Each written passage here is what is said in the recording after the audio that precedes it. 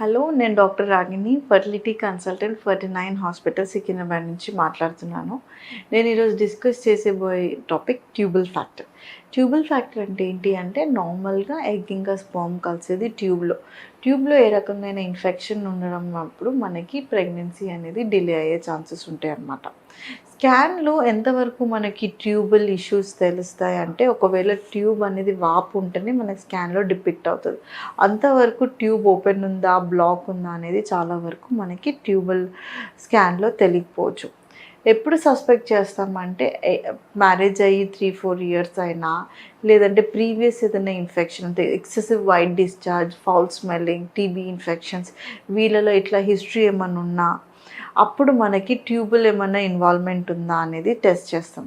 First important testing for tube testing ఏంటంటే tubal టెస్ట్కి HSG-SIS అనేసి అంటాం.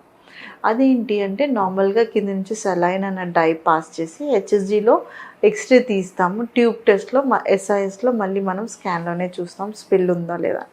బేస్డ్ ఆన్ దిస్ మనకి ట్యూబల్ ఓపెన్ ఉందా లేదా అని తెలుస్తుంది. స్పిల్ లేకపోతే మనము బ్లాక్ ఉందేమో అనేది డౌట్ పడతాం, అది కన్ఫర్మేషన్ కాదనమాట. So query block or spasm అని చాలా రిపోర్ట్స్లో ఉంటాయి. సో ఎక్కువ పెయిన్ ఉండడం వల్ల అదేమైనా స్పాజమ్కి వెళ్ళిపోతే అది బ్లాక్ లాగానే కనిపిస్తుంది.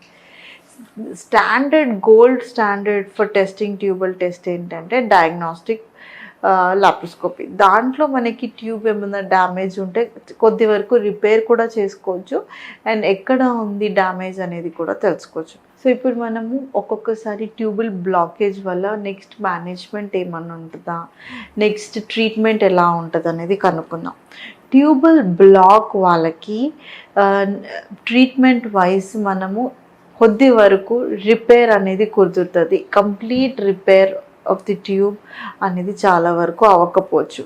కొంతమందికి ట్యూబ్ ఓపెన్ చేసినా కూడా ఓవర్ ఎ పీరియడ్ మళ్ళీ అది బ్లాక్ అయ్యే ఛాన్సెస్ ఉంటుంది. బికాస్ ఆఫ్ మళ్ళీ లోపల పాథాలజీ మళ్ళీ ఇన్ఫెక్షన్ మళ్ళీ ఏమైనా సెట్ ఇన్ అవుతే బ్లాకేజ్ అయ్యే ఛాన్స్ ఉంటుంది. మళ్ళీ repair of the tube, multiple repairs of the tube, అది లోపల ట్యూబ్ డ్యామేజ్ అయ్యే ఛాన్స్ ఆర్ ఎక్టోపిక్ ప్రెగ్నెన్సీ వచ్చినది ట్యూబ్లో వచ్చే ఛాన్స్ అనేది ఏర్పడే ఛాన్స్ ఉంటుంది. సో ట్యూబుల్ రిపేర్ కొద్ది వరకే చేసుకోవచ్చు అండ్ ఒకవేళ రిపేర్ అవ్వకపోతే మనము అగ్రెసివ్గా రిపేర్ చేయడానికి ప్రయత్నం అయితే చేయలేము.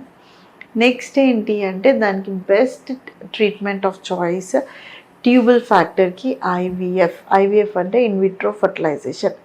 దాంట్లో మనము ట్యూబ్లో ఏమేమి అవ్వాలో అది ల్యాబ్లో చేస్తాం. అంటే ఎగ్ ఇంకా స్పర్మ్ కలిసేది, బేబీ 3rd డే వరకు పెరిగేది, ఇవన్నీ మనం ల్యాబ్లో చూసుకుంటాం అనమాట. ల్యాబ్లో డే 3 వచ్చిన తర్వాత ఎంబ్రియోస్ డే 5కి తీసుకొని వెళ్ళి డైరెక్ట్గా మనము ఫ్రీజ్ అన్న చేసుకోవచ్చు, యూట్రస్లో అన్న పెట్టచ్చు.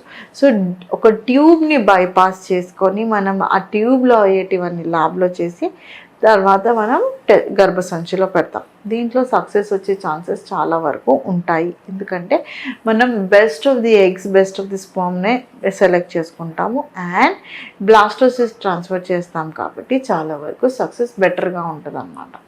దీంట్లో మీకు ఏమైనా డౌట్లు ఉన్నట్లయితే 49కి వచ్చి కనుక్కోండి. Thank you.